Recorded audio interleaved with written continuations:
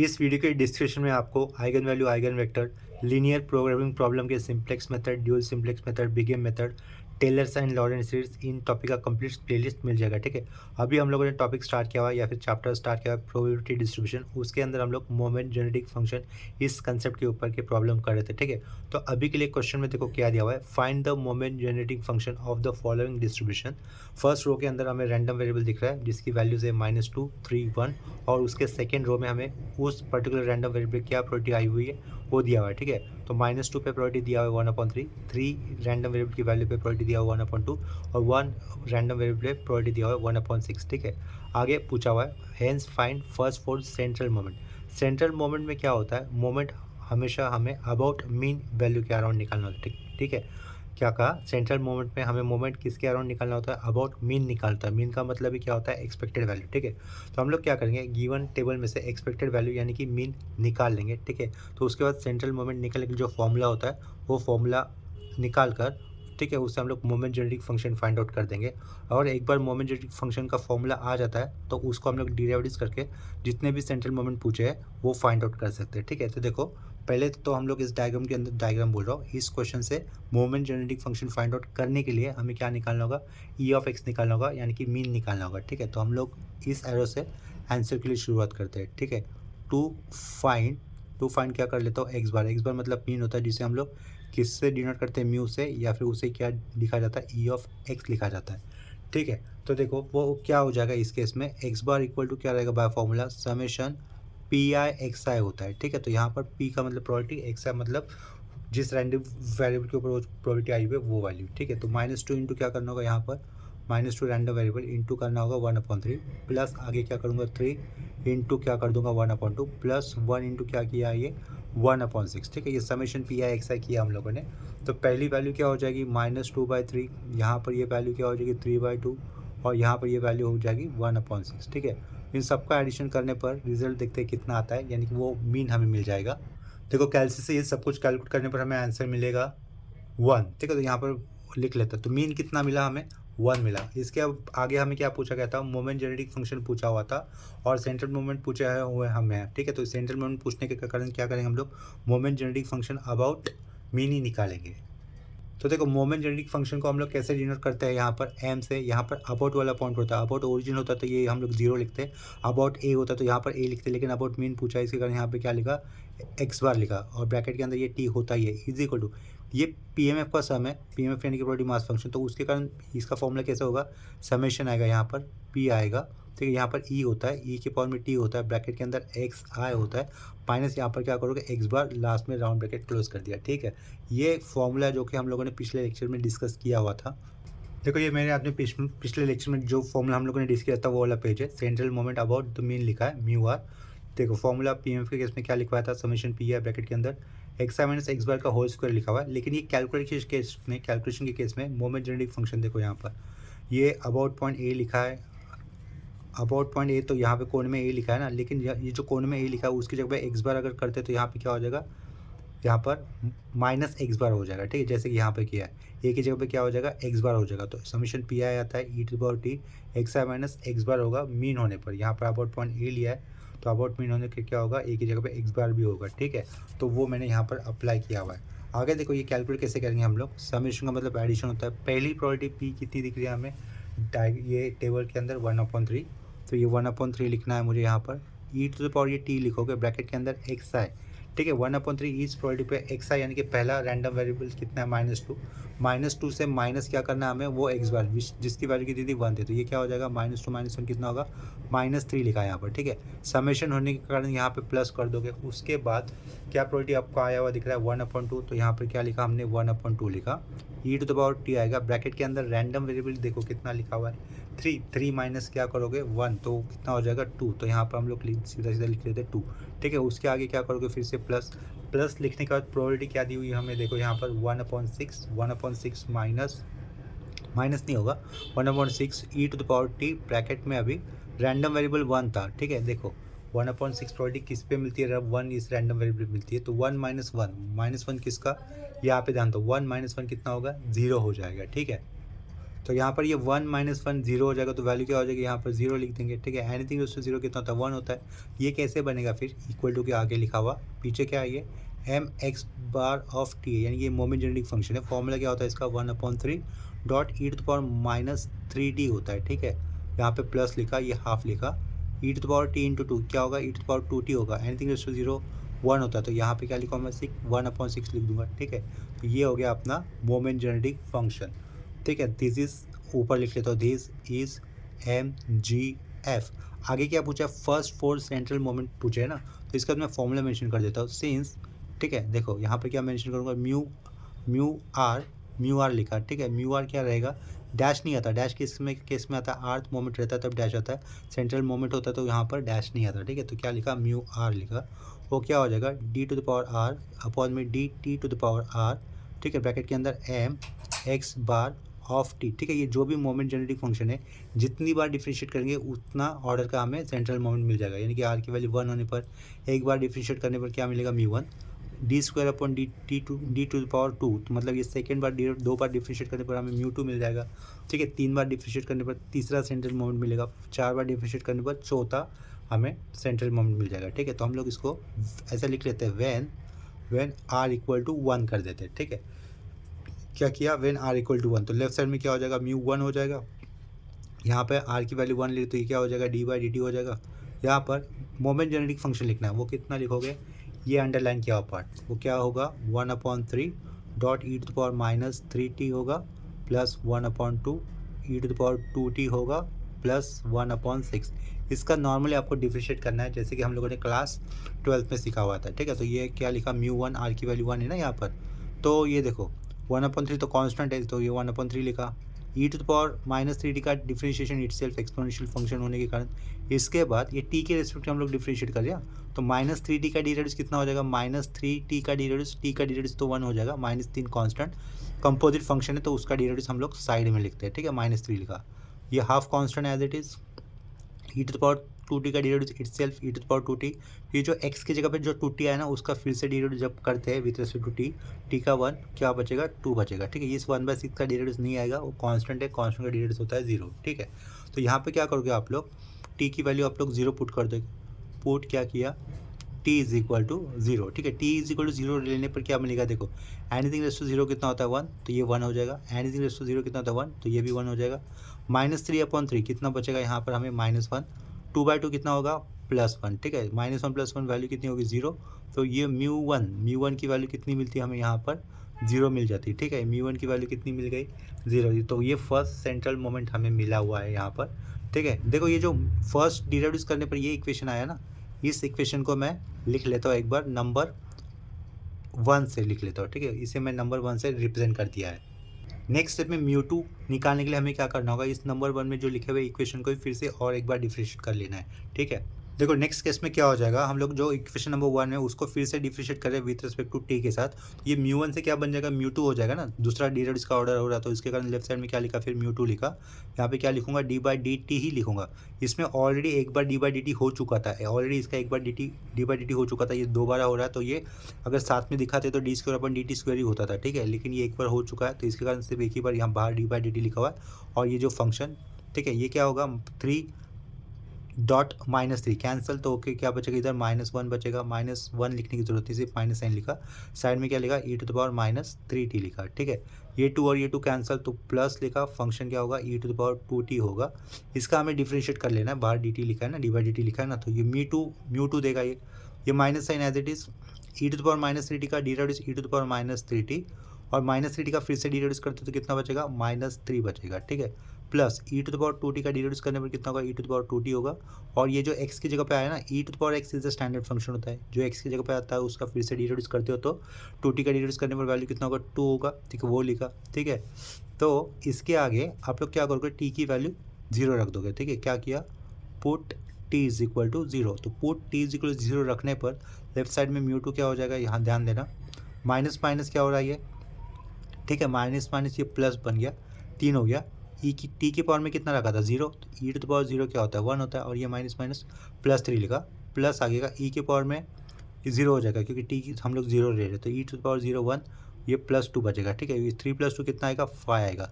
यहाँ से आपको μ2 की वैल्यू कितनी मिली, μ2 की वैल्यू 5 मिली, ठीक है। और ये जो है इसे मैं इक्वेशन नंबर 2 लिख लेता हूँ।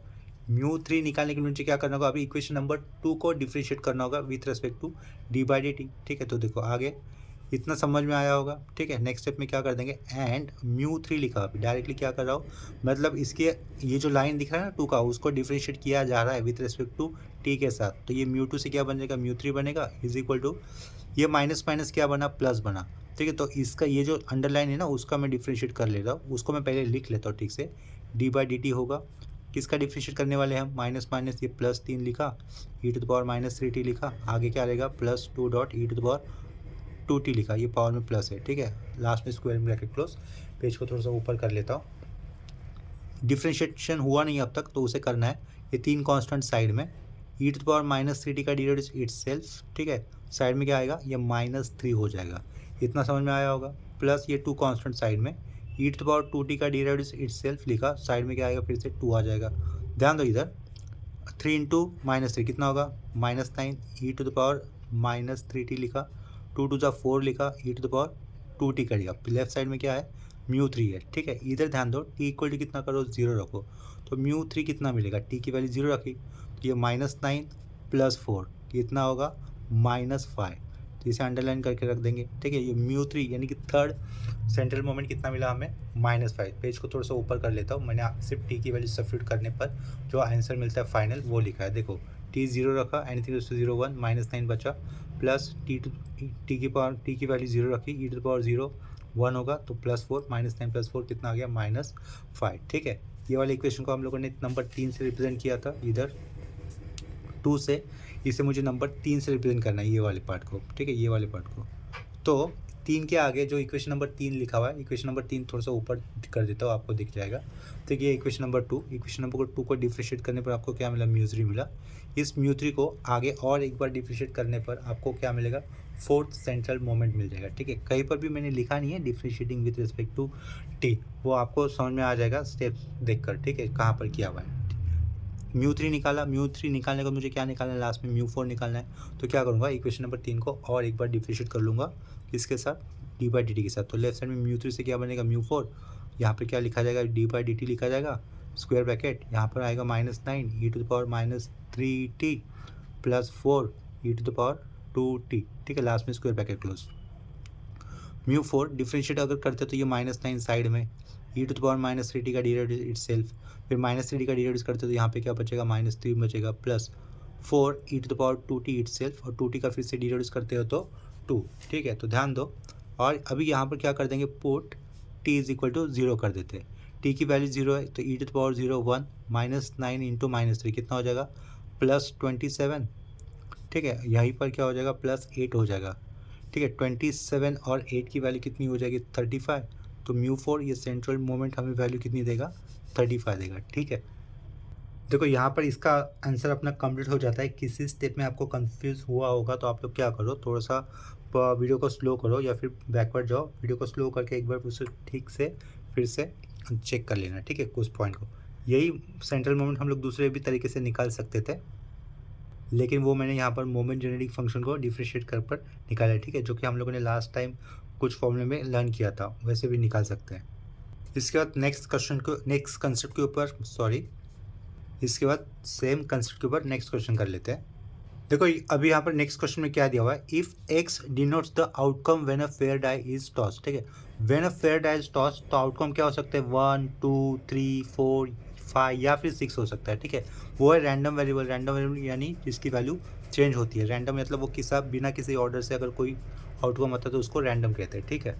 तो यहाँ पर x रैंडम वेरिएबल किसके बारे में बोला गया, ये आपको पता समझा होगा। फेयर डाइस टॉस करने के बाद जो नंबर आएगा ना उसके बारे में उसे x डिनोट किया गया, दैट इज रैंडम वेरिएबल। उसी का हमें मोमेंट जेनेटिक फंक्शन निकालना है, ठीक है। एंड हेंस आगे उसी का हमें क्या निकालना है, मीन और वेरिएंस निकाल लेना है, ठीक है। क्वेश्चन समझा होगा आपको, तो उसको आंसर करने के लिए ये वाले एरो से शुरुआत करो। यहाँ पर मैं सबसे पहले x क्या लिया है उन्होंने वो मेंशन कर दूंगा। Here x is random variable to represent a number on die, ठीक है। फेयर डाई लिख लेता हूँ, फेयर डाई, तो एक्स की वैल्यू क्या क्या होगी, देखो यहाँ पर एक्स क्या होगा, 1 होगा, 2 होगा, 3 होगा, 4 होगा, 5 होगा, 6 होगा। और P of X is equal to ये स्मॉल एक्स यानी कि ये बदलने वाला 1 2 3 4 होने पर सब केस में हर एक ये नंबर अपेयर होने के चांसेस कितने होते हैं, 1/6 होते हैं ना। तो ये आपको इसका प्रोबेबिलिटी भी मिल गया, ठीक है। ये पी एम एफ वाला सम हो गया, एक्स रैंडम वेरिएबल और उसकी प्रोबेबिलिटी हर एक केस में कितनी है, वो 1/6 है, ठीक है। आगे आपको क्वेश्चन में क्या पूछा है, एम जी एफ यानी कि मोमेंट जनरेटिंग फंक्शन पूछा है। ये नहीं मेंशन किया कि अबाउट पॉइंट ओरिजिन लेना है कि अबाउट पॉइंट मीन लेना है। अगर ऐसा कुछ मेंशन नहीं होता तो बाय डिफॉल्ट हम लोग moment generating function about origin he find out किया करेंगे, ठीक है। तो इतना तो क्लियर हुआ होगा। तो देखो, सिंस मोमेंट जनरेटिंग फंक्शन का फॉर्मूला क्या होता है, एम जी एफ का मोमेंट अबाउट ओरिजिन निकाल रहा हो तो ये एम जीरो ऑफ टी लिख दिया, ठीक है। M zero of T is equal to वो क्या होगा, पी एम एफ का सम होने के कारण यहाँ पर समीशन आएगा, यहाँ पर पी आएगा, ई टू द पावर टी आएगा और ब्रैकेट के अंदर एक्स आई माइनस जीरो करूँगा क्योंकि ओरिजिन होने के कारण, लेकिन माइनस जीरो करने का कोई मतलब होता नहीं है। डायरेक्टली हम लोग यहाँ पे क्या लिख देंगे, एक्स आई ही लिख देंगे, ठीक है। और ये क्या लिखा हुआ है, समेशन। समेशन का मतलब क्या होता है, एडिशन, ठीक है। यहाँ पे देखो हर एक रैंडम वेरिएबल के लिए प्रोबेबिलिटी कितनी दी हुई है, 1/6 और समेशन का मतलब एडिशन होता है। ये 1/6 1/6 प्रोबेबिलिटी लिखी हम लोगों ने। और यहाँ पे क्या लिखूँगा, ई टू द पावर ये टी तो होता है, ये पहला एक्स आई मतलब पहला रैंडम वेरिएबल कितना है, 1 है। तो टी के बाजू में 1 अलग से लिखने की कोई ज़रूरत है ही नहीं। उसके बाद क्या आएगा, फिर से 1/6 आएगा, ई टू द पावर टी होगा, टी के साइड में दूसरा रैंडम वेरिएबल दैट इज 2। तो यहाँ पे क्या लिखूँगा, e to the power 2t, again probability e to the power क्या आएगा, टी साइड में होगा 3, तो इसे क्या लिख सकते हैं, 3t लिख सकते हैं, plus 1/6 E to the power क्या लिखोगे, 4t, plus 1/6 E to the power क्या लिखोगे, 5t, plus 1/6 E to the power 6t, ठीक है। ये है अपना रिक्वायर्ड मोमेंट जनरेटिंग फंक्शन, ठीक है, अबाउट ओरिजिन। तो यहाँ पे मैंने क्या लिखा, एम जीरो ऑफ टी लिखा, ठीक है। इस टी को आप लोग ब्रैकेट में भी लिख सकते हो। यहाँ से कॉमन हम लोग किसे बाहर लिख सकते हैं, 1/6 को कॉमन बाहर लिख सकते हैं, ठीक है।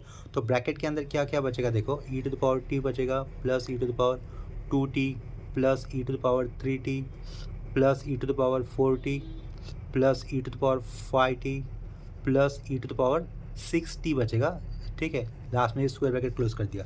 अगर हम लोग इसका एक बार डिफ्रेंशिएट कर लेते हैं, एक बार डिफ्रेंशिएशन करने के बाद जो भी हमें लेफ्ट साइड में क्या मिल जाएगा, म्यू1 डैश मिल जाएगा। अगर हम लोग मोमेंट जनरेटिंग फंक्शन निकालिए ना, उसका एक बार डिफ्रेंशिएट कर ले तो हमें क्या मिल जाएगा, म्यू1 डैश। अगर ये आर्थ मोमेंट अबाउट ओरिजिन होता तो उसको म्यू आर डैश से डिनोट किया जाता है, ठीक है। देखो यहाँ पर फॉर्मूला कैसे होता है, फॉर्मूला लिख लेता हूँ। Since mu are dash is equal to क्या होता है, D R upon D T to the power R होता है, ठीक है। डी का मतलब डी स्क्वायर, ये पावर में वाला आर था, ये पावर वाला आर था, ठीक है। जैसे कि ऑर्डर होती है ना, D square upon D T square, उस तरीके से। ब्रैकेट के अंदर क्या लिखोगे, एम जीरो ऑफ टी लिखोगे, लास्ट में ये स्क्वायर ब्रैकेट क्लोज कर दिया, ठीक है। पेज को थोड़ा सा ऊपर कर देता हूँ। ये फॉर्मूला हम लोगों ने लास्ट टाइम देखा था, समझे। यहाँ पर म्यू आर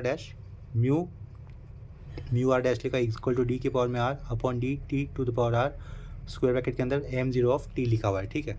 तो बाय जनरल फॉर्मूला में यहाँ पे क्या कर लेता हूँ, म्यू आर डैश लिखा, ये क्या लिखा है, डी के पावर में आर है upon D T to the power R है ना, ब्रैकेट के अंदर ये कंप्लीट मोमेंट जनरेटिंग फंक्शन लिख देंगे हम लोग, ऊपर वाला ही 1/6 राउंड ब्रैकेट के अंदर क्या क्या लिखूंगा, e to the power T, plus E to the power 2t, plus E to the power 3t, plus E to the power 4t, ठीक है, वही लिखना है मुझे, plus E to the power 5t, plus E to the power 6t, ठीक है। ये round bracket close, last में ये स्क्वायर ब्रैकेट क्लोज। इसके बाद हम लोग क्या करेंगे, वैन लिखा, वैन आर इक्वल टू कितना किया मैंने, 1।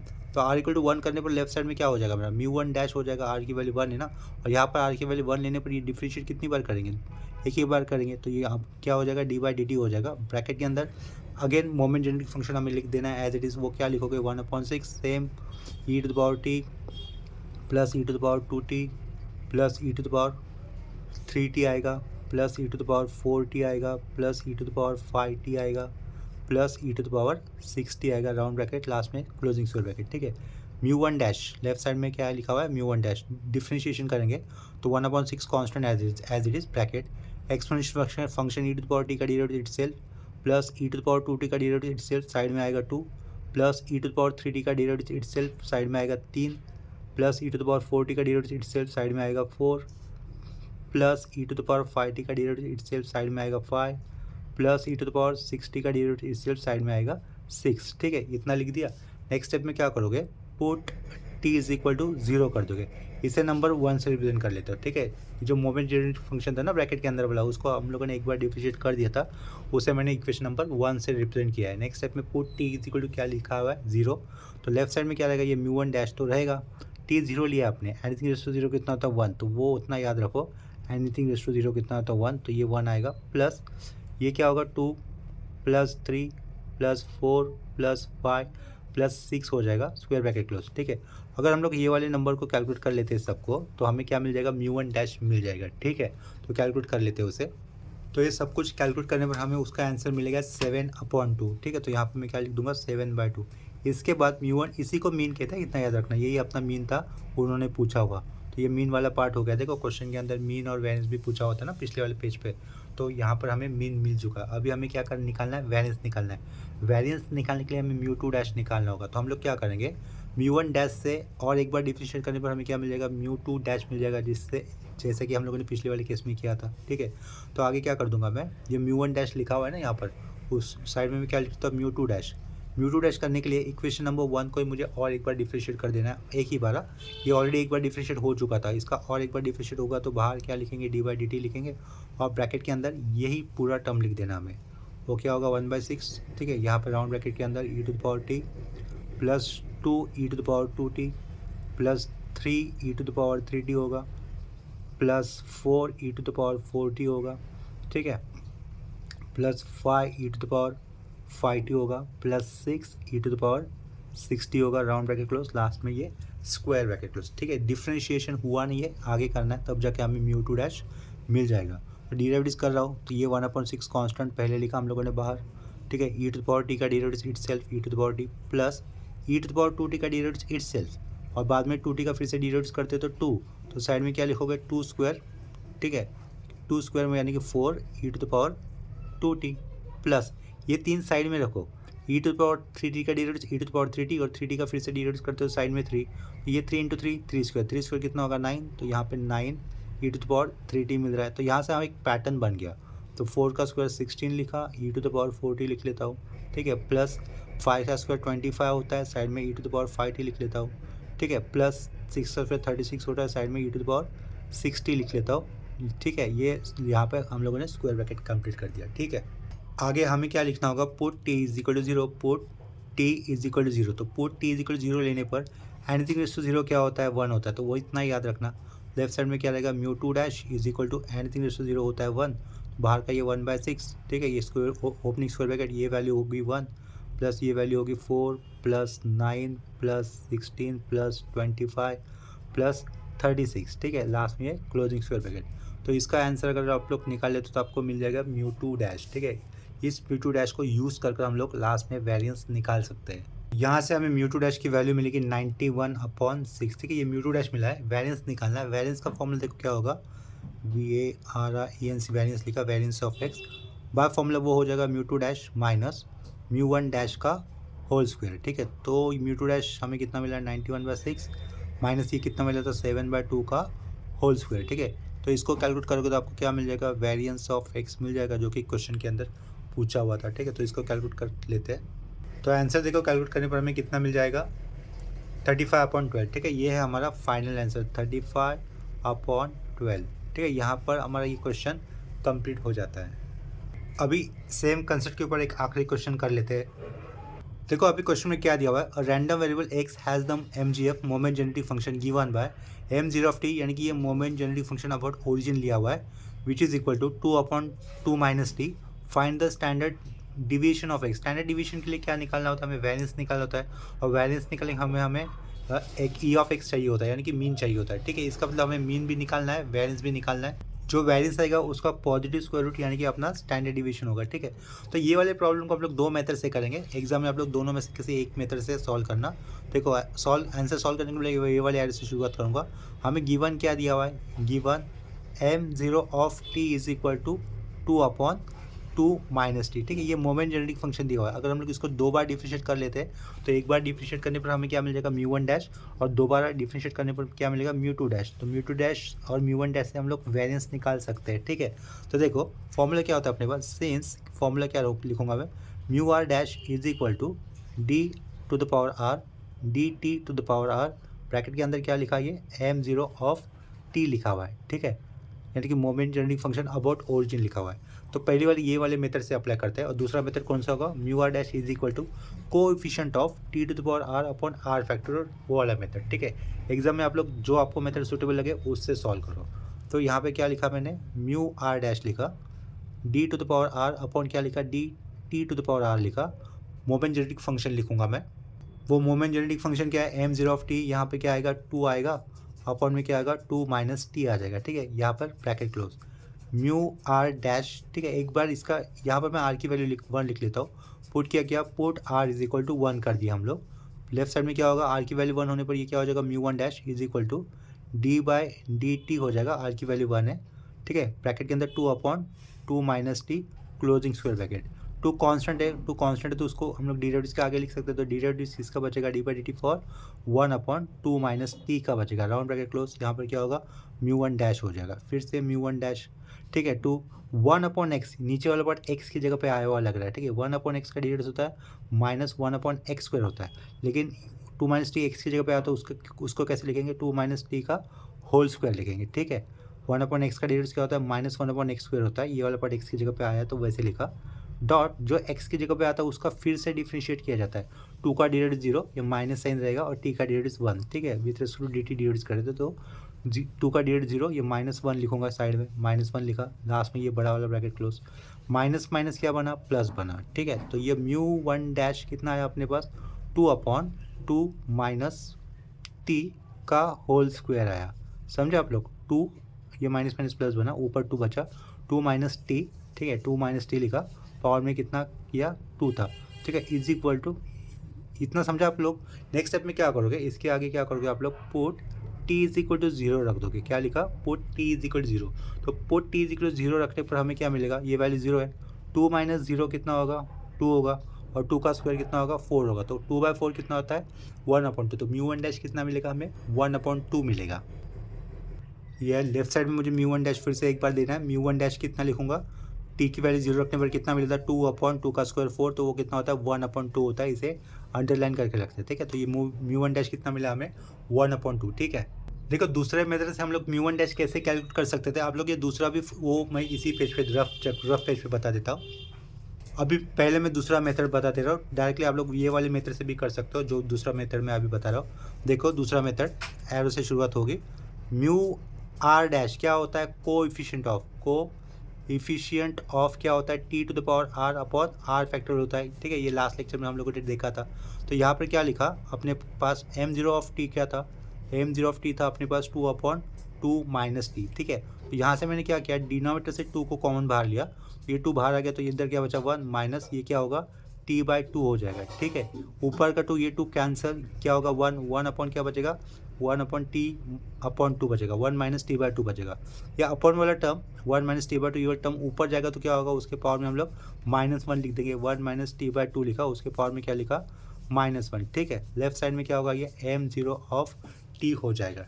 यहाँ पर आपको एक फॉर्मूला पता होना चाहिए, 1 minus X to the power -1 अगर होता है तो उसका एक्सपेंशन देखो इस तरीके से आएगा, 1 plus X square plus X cube plus X to the power 4 plus up to infinity, ठीक है। तो ये 1 एक्स की जगह पे यहाँ पे क्या लिखा हुआ है, t/2 लिखा हुआ है, ठीक है।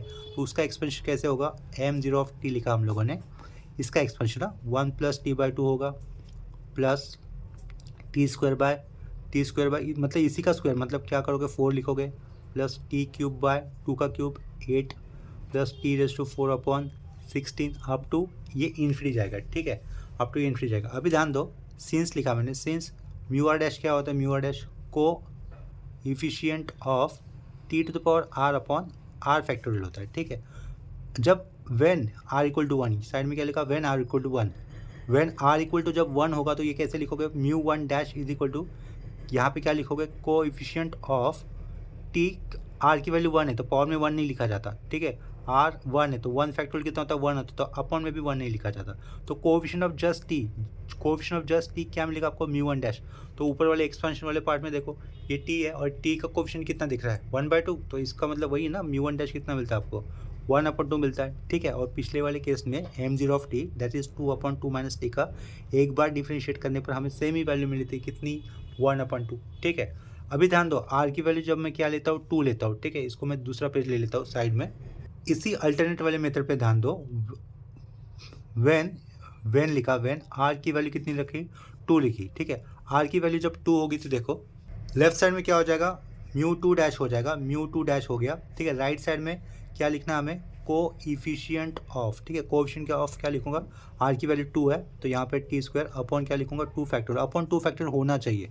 यहाँ पे ध्यान दो टी स्क्वायर है, ठीक है। वहाँ पर अपॉन में 2 फैक्टर नहीं है। 2 फैक्टर मतलब क्या होता है, 1 इंटू 2 होता है, तो अपॉन में 2 फैक्टर नहीं है। 2 फैक्टर मतलब 1 2 होता है, फिर 2 होता है, तो मैं इधर क्या करूँगा, 2/4 कर दूंगा, ठीक है। तो यहाँ पे क्या कर दूंगा मैं, mu 2 dash is equal to क्या लिखूंगा मैं, यहाँ पर 2 एक्स्ट्रा लिया, ये अपॉन का 4 था, टी स्क्वायर अपॉन में क्या लिखा, 2 फैक्टोरियल, ठीक है। ये 2 फैक्टोरियल एडजस्ट किया हुआ है। साइड में क्या था, टी स्क्वायर के अपॉन में 4 था, तो ये टी स्क्वायर के अपॉन में वाला 4 और साइड में टी स्क्वायर लिखा। इसका कोएफिशिएंट देखो, T square upon 2 factorial coefficient कितना मिला, 2/4, यानी कि कितना होगा, म्यू 2 डैश की वैल्यू भी कितनी होगी, 1/2 हो जाएगी, ठीक है। यहाँ से ध्यान दो, ये जो दूसरा अल्टरनेट मेथड बताया था मैंने एक्सपेंशन करके, ये वाला दूसरा अल्टरनेट मेथड बताया था, ये इजी लग रहा है मेरे को, ठीक है। उसमें हमें म्यू 2 डैश की वैल्यू कितनी मिली थी, हाफ मिली थी, ठीक है। अभी हम लोग अपने पहले वाले मेथड में से आते हैं, वहाँ से भी चेक कर लेते हैं क्या हमें म्यू 2 डैश की वैल्यू हाफ मिलती है या नहीं, ठीक है। तो देखो ये म्यू 1 डैश अपना आ चुका था और इसके पहले हम लोगों ने इक्वेशन नंबर 1 मेंशन किया हुआ है। देखो ये अपना अल्टरनेट मेथड बताने से पहले वाला पार्ट, जहाँ पर हम लोगों को म्यू 1 डैश कितना मिला था, हाफ मिला था। उसके पहले भी यहाँ पर जब टी की वैल्यू 0 रखी थी, उसके पहले वाले इक्वेशन को हम लोग नंबर 1 से रिप्रेजेंट कर लेते, ठीक है। ये जो पार्ट दिख रहा है ना आपको, ये इस इक्वेशन को मैं नंबर 1 से रिप्रेजेंट कर लेता हूँ। इस इक्वेशन नंबर 1 को मैं आगे म्यू 2 डैश निकालने के लिए क्या कर दूंगा, एक बार और डिफ्रेंशिएट कर लूँगा विथ रिस्पेक्ट टू टी, ठीक है। तो ये म्यू 1 डैश का क्या बन जाएगा, म्यू 2 डैश बन जाएगा, ठीक है। आगे क्या लिखा देखो यहाँ पर, फ्रॉम इक्वेशन 1 लिख दिया। फ्रॉम इक्वेशन 1 का मतलब क्या करें हम लोग, उसको डिफ्रेंशिएट करेंगे विथ रिस्पेक्ट टू टी। तो ये म्यू 1 डैश से क्या बन जाएगा, म्यू 2 डैश बनेगा। म्यू 2 डैश लिखा, ठीक है। यहाँ पे क्या करोगे, डी बाई डी टी लिखोगे, किसके लिए, ये ऊपर का फंक्शन 2 अपॉन में क्या है, 2 माइनस टी का होल स्क्वायर था, लास्ट में स्क्वायर ब्रैकेट क्लोज, ठीक है। 2 कांस्टेंट है, आगे आएगा, फिर से 2 कांस्टेंट आगे लिखा, डी बाई डी टी लिखोगे, ब्रैकेट के अंदर क्या बचा, 1/2 माइनस टी का होल स्क्वायर बचा है, राउंड ब्रैकेट, ठीक है। अगेन ध्यान दो, ये नीचे वाला पार्ट एक्स की जगह पे आया हुआ है, पूरा पूरा ये डिनोमिनेटर किसकी जगह पे आया हुआ है, एक्स का। 1/x का डिनोमिनेटर क्या होता है, -1/x स्क्वायर होता है, यानी कि 2 माइनस टी का क्या लिखूंगा, पावर 4 कर दूंगा, ठीक है। इसके बाद जो एक्स की जगह पे आता है ना, उसका डिफ्रेंशिएट किया जाता है, ठीक है। एक्स स्क्वायर का डिनोमिनेटर 2x होगा, तो इसका डिनोमिनेटर क्या लिखूंगा मैं, 2 टाइम्स ऑफ 2 माइनस टी लिखूंगा, और 2 का डिनोमिनेटर 0 और माइनस टी का डिनोमिनेटर -1, तो यहाँ पे क्या लिख दूंगा मैं, -1 डॉट देके, ठीक है। अभी ध्यान दो, ये 2 माइनस टी लिखा हुआ है, ये 2 माइनस टी का पावर 4 लिखा हुआ है, ठीक है। और ये माइनस साइन और ये माइनस साइन क्या हो जाएगा, प्लस हो जाएगा, ठीक है। 2 2 जा 4, तो ये 4 आ गया, ठीक है। इधर ध्यान देना, ये 2 माइनस टी का पावर कितना आ गया, ये क्यूब आ गया, क्यूब क्यों, क्योंकि इधर पावर 4 इधर 2 माइनस टी है, तो एक पावर कैंसिल हो जाएगा, ये माइनस प्लस, ये 2 और ये 2 4, तो 4/2 माइनस टी का क्यूब बचा, ठीक है। लेफ्ट साइड में कितना है, म्यू 2 डैश है, समझे। अभी हम लोग यहाँ पर जब टी की वैल्यू पुट कर देंगे 0, तो देखो put T is equal to क्या कर दिया, 0, 2 माइनस 0 2 बचेगा, 2 का क्यूब कितना होगा, 8 होगा, तो ये म्यू 2 डैश कैसे आएगा, 4/8 हो जाएगा, ठीक है। तो 4/8 कितना होता है, 1/2, तो यहाँ से भी हमें म्यू 2 डैश कितना मिल रहा है, 1/2 मिल रहा है, ठीक है। इससे पहले अल्टरनेट मेथड में भी हम लोगों ने ऑलरेडी चेक किया था, म्यू 2 डैश कितना आ रहा था, 1/2 आ रहा था, ठीक है। तो एग्जाम में दोनों में से आप लोग कोई भी मेथड यूज़ कर सकते हो, ये आपकी चॉइस होगी। मैंने ये डिफ्रेंशिएट करने वाला मेथड यूज़ किया था। अगर आप लोग एक्सपांड करके भी करना चाहते हो तो जो अल्टरनेट मेथड इससे पहले बताया था वो भी यूज़ कर सकते थे, ठीक है। क्वेश्चन के अंदर में पूछा गया था स्टैंडर्ड डिवीजन, म्यू 2 डैश आ चुका है, म्यू 1 डैश निकाल चुके हैं, तो वेरिएंस यहाँ से निकाल लेते हैं। VAR of x, variance of x क्या होगा आपके पास, mu 2 dash minus mu 1 dash का होल स्क्वायर, ठीक है। म्यू 2 डैश था हाफ, माइनस यहाँ पे क्या करोगे, हाफ का स्क्वायर करोगे, ये होगा 1/2, ये होगा -1/4 हो जाएगा, ठीक है। तो 1/2 माइनस 1/4 करने पर आंसर देखो कितना मिलेगा, वो आंसर मिलेगा हमें 1/4 ही मिलता है, ठीक है। तो वेरिएंस ऑफ एक्स कितना आया हमारे पास, 1/4, जिसका दूसरा नोटेशन ये भी होता है सिग्मा एक्स स्क्वायर, ठीक है। तो वेरिएंस ऑफ एक्स का square root, positive square root क्या आएगा, सिग्मा एक्स, जिसे हम लोग स्टैंडर्ड डिवीजन ऑफ एक्स भी लिख सकते हैं, ठीक है। वो क्या होगा, 1/4, इस वैल्यू का पॉजिटिव स्क्वायर रूट जो कितना मिलेगा, 1/2, तो 1/2 ये अपना फाइनल आंसर है। इसी प्रॉब्लम के साथ मोमेंट जेनेटिक फंक्शन, इस कंसेप्ट के अपने प्रॉब्लम्स कंप्लीट हो जाते हैं। नेक्स्ट लेक्चर में हम लोग पॉइजन डिस्ट्रीब्यूशन के सम करेंगे, जिसके अंदर कभी कभी 2 फीट ऑफ पॉइजन डिस्ट्रीब्यूशन इस टाइप का भी सम आता है। तो अभी के लिए ये लेक्चर हम लोग यहीं पे स्टॉप करते हैं, ठीक है। अगर आपको लेक्चर अच्छे लग रहे होंगे, इन्फॉर्मेटिव लग रहे हो, तो आप लोग इसको लाइक करना, अपने फ्रेंड के साथ शेयर भी करना, और कमेंट सेक्शन में मुझे बता देना कि आप लोग किस कॉलेज से हो और किस यूनिवर्सिटी से हो, ठीक है। तो अभी के लिए रुकते हैं यहाँ पर, मिलते हैं नेक्स्ट लेक्चर में, तब तक के लिए बाय एंड टेक केयर।